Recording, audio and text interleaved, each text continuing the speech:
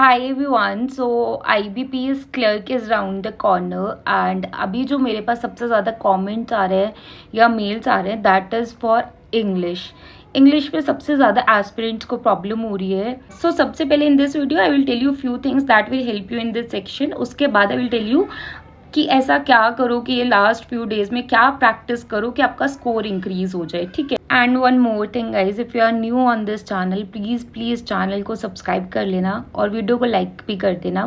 तो सबसे पहले ना सबसे इंपॉर्टेंट बात करते हैं जो मुझे फील होती है, वो है आप इंग्लिश का सेक्शन अटेम्प्ट कैसे कर रहे हो।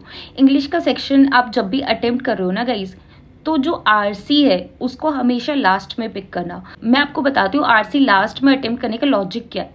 देखो, आरसी अगर आप स्टार्टिंग में पिक कर लोगे ना, तो फॉर एग्जाम्पल उसमें 8 मिनट्स चले गए, हो सकता है उस टाइम आप काम ना हो, पैनिक कर रहे हो, ज़्यादा टाइम लग जाए आरसी में, तो होगा क्या कि आरसी में ही आपको 8 मिनट्स भी लग सकते हैं, 10 मिनट्स भी लग सकते हैं, या होने को वो 5 मिनट्स में भी हो सकती है, राइट। लेकिन अगर उसको टाइम ज़्यादा लग गया, फॉर एग्जाम्पल 8 मिनट्स लग गए, तो होगा क्या कि आपके जो आगे के क्वेश्चन है ना, वो आप पैनिक होकर अटेम्प्ट करोगे। तो सबसे पहले इंग्लिश में आपको सारे मिसलेनियस कवर करने हैं, ठीक है। उसके बाद आपको पैराजंबल करनी है और लास्ट में आपको आरसी करनी है। तो इस सीक्वेंस में आपको ये सेक्शन अटेम्प्ट करना है। ऐसे ही आप मॉक टेस्ट में भी अटेम्प्ट करना कि आरसी को एकदम लास्ट में अटेम्प्ट करना, ठीक है। उससे सबसे पहले मिसलेनियस, उसके बाद पैराजंबल्स और लास्ट में आरसी। तो इस तरीके से आप इस सेक्शन को अटेम्प्ट करोगे। एग्जाम में भी आप ऐसे ही अटेम्प्ट करना है। एक बार प्लीज मॉक में प्रैक्टिस कर लेना इसी तरीके से, ठीक है। सबसे इंपॉर्टेंट चीज, आपको इंग्लिश के लिए ना कोई भी डिफिकल्ट मॉक नहीं अटेम्प्ट करना है, डिफिकल्ट सेक्शनल नहीं अटेम्प्ट करना है। ऐसे प्लेटफॉर्म से अटेम्प्ट करना विच इज ईजी, क्योंकि इजी ही इंग्लिश एग्जाम में आती है। I prefer Smartkeeda sectional mocks. मैंने बहुत सारी वीडियो में आपको बताया है कि इंग्लिश के सेक्शनल वहाँ पर अच्छे हैं, आप लोगों के पास है तो वहाँ से प्रैक्टिस कर सकते हो। Second very important thing, avoid negative marking. Comments आते हैं कि हमें लगता नहीं है ये गलत है, लेकिन हम फिर भी गलत कर देते हैं, नेगेटिव नहीं अवॉइड कर पा रहे। ये मेरे साथ भी होता था। आपको करना क्या है, अगर किसी भी क्वेश्चन में आपको डाउट हो रहा है ना, आपको 50-50 लग रहा है, तो ऐसे सिर्फ एक या मैक्सिमम 2 क्वेश्चन होने चाहिए जिसमें आप गेस वर्क कर पाओ। लेकिन आप 30 आउट ऑफ 30 अटेम्प्ट करो, उसमें से 10 गलत कर लो, उसका कोई बेनिफिट नहीं होगा। 1-2 क्वेश्चंस गलत हो रहे हैं, दैट इज फाइन, वो सबके होते हैं। 1-2 या मैक्सिमम 3, इससे ज़्यादा गलत नहीं होने चाहिए। ये ट्राई करो, स्किप कर दो, मत करो नेगेटिव मार्किंग, ठीक है। कि अभी जो बचा हुआ टाइम है उसमें आप ऐसा क्या करो कि स्कोर इंक्रीज हो जाए। ठीक है, मैं ऐसे अटेम्प्ट कर लूँगा सेक्शन, मैं नेगेटिव अवॉइड कर दूंगा, लेकिन ऐसा क्या करूँ कि ये जो बचा हुआ टाइम है इसमें मेरा स्कोर इंक्रीज हो। उसके लिए सबसे पहले तो आप आरसी डेली बेसिस पर प्रैक्टिस करो। मैंने अपने टेलीग्राम चैनल पर भी आपके साथ PDF शेयर करी है, आप वहाँ से आरसी प्रैक्टिस करो। आरसी ही रीड करो, कुछ भी इधर उधर का न्यूज़पेपर वगैरह रीड मत करो। अगर करते आ रहे हो अब तक तो कंटिन्यू विद दैट, लेकिन अगर अभी तक नहीं करे तो वो जो मैंने आपको PDF भेजे वहाँ से डेली का रखो कि 5 आरसीज मुझे सॉल्व करनी है और इन्हें ही मैं रीड करूँगा। वहाँ से आपकी रीडिंग भी इंप्रूव होगी, अंडरस्टैंडिंग स्किल्स भी इंप्रूव होगी, जो कि आपको पैराजंबल्स में भी हेल्प करेगा। एंड रीडिंग बहुत सारी चीज़ों में हेल्प करता है, उस बारे में अभी हम बात नहीं करते, वो मेंस में भी बहुत हेल्प करता है आपकी, ठीक है। तो आपको डेली बेसिस पे एटलीस्ट टारगेट रखो कि 5 आरसीज मैं प्रैक्टिस करूंगा ही करूंगा। नेक्स्ट बात आते हैं एरर क्वेश्चंस पे।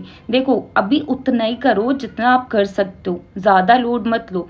एग्जाम में ना 5 to 6 एरर क्वेश्चंस आते हैं। फॉर एग्जाम्पल 5 एरर क्वेश्चंस आते हैं, तो उनमें से 2-3 एरर क्वेश्चंस ऐसे होंगे जो कि बहुत ईजी होंगे, आपको सिर्फ उतने अटेम्प्ट करने हैं। वो जो 2 डिफिकल्ट वाले हैं ना, वो आपको अटेम्प्ट ही नहीं करने, क्योंकि उसमें नेगेटिव मार्किंग होगी आपकी, वो स्किप कर दो। वो मैं भी करूंगी, अगर एग्जाम में आएंगे वो आई विल स्किप। अगर मुझे समझ आ रहा है तो I will do that, but अगर मुझे नहीं समझ आ रहा है तो मैं स्किप करूंगी, तो आप भी उसको स्किप करना, ठीक है।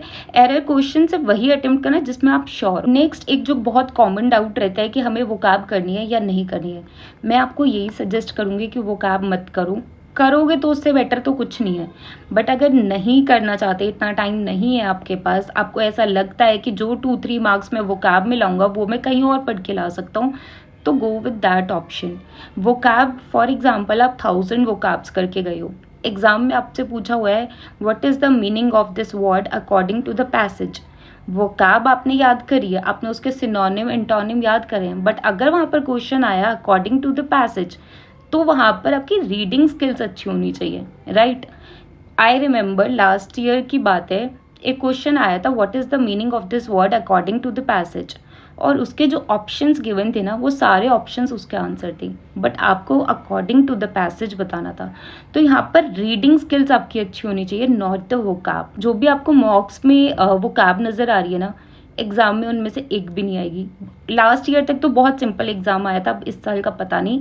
तो वोकैब क्वेश्चंस मैं भी वही करने वाली हूँ, जो मुझे समझ आएंगे आई विल अटेम्प्ट दैट, नहीं समझ आएंगे आई विल स्किप। क्योंकि जितना टाइम मैं वोकैब लर्न करने में लगाऊंगी उतने टाइम में मैं कहीं और प्रैक्टिस कर लूँगी, मैं एरिथमेटिक प्रैक्टिस कर लूँगी, मैं जीए कर लूँगी, मैं मेंस का पढ़ लूँगी, बट वोकैब में मैं पूरा टाइम वेस्ट नहीं कर सकती, राइट। जो लोग करना चाहते हैं वो कर सकते हैं। नेक्स्ट बात कहते हैं पैराजम्बल्स की। सी, जो इंट्रोडक्टरी स्टेटमेंट होता है और जो कंक्लूडिंग स्टेटमेंट होता है वो सबको समझ आता है।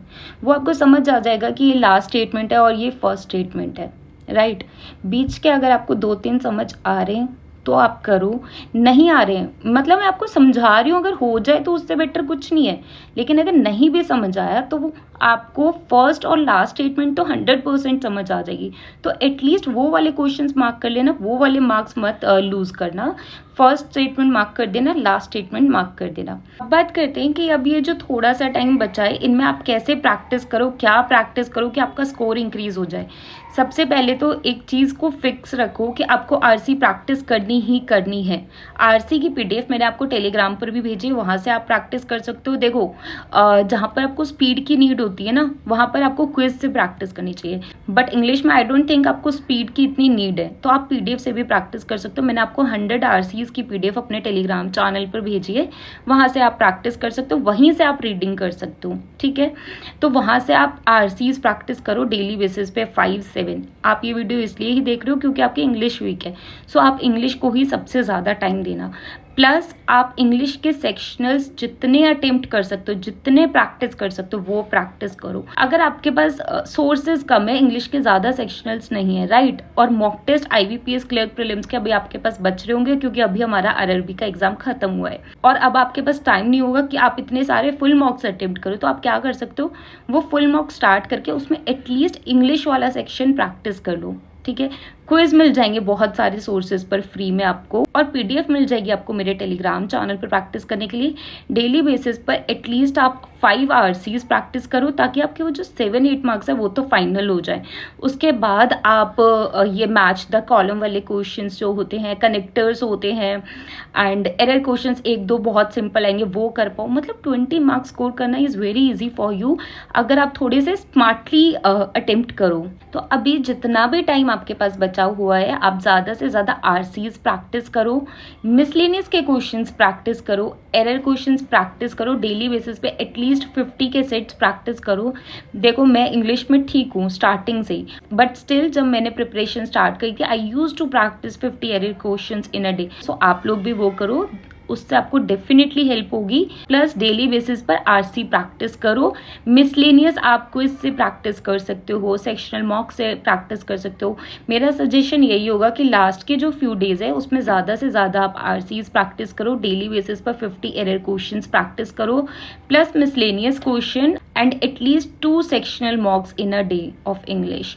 ये चीज़ें आप प्रैक्टिस करो and I hope these things will help you. बस नेगेटिव मार्किंग अवॉइड करो, जिस तरीके से मैंने आपको स्टार्टिंग में बताया था सेक्शनल उसी तरीके से अटेम्प्ट करना, एंड हमेशा मॉक सबमिट होने के बाद उन चीज़ों को एनालाइज करना। आरसी सबमिट करने के बाद, आरसी की पीडीएफ से कर रहे हो तो क्वेश्चंस करने के बाद एक बार तो डायरेक्ट कर लो स्किमिंग वगैरह करके, बाद में आप उसको रीड करना, try to understand that passage. So yeah guys that's all about this video. If you are new on this channel please channel को सब्सक्राइब कर देना, वीडियो को लाइक कर देना। Thank you so much, bye bye, take care.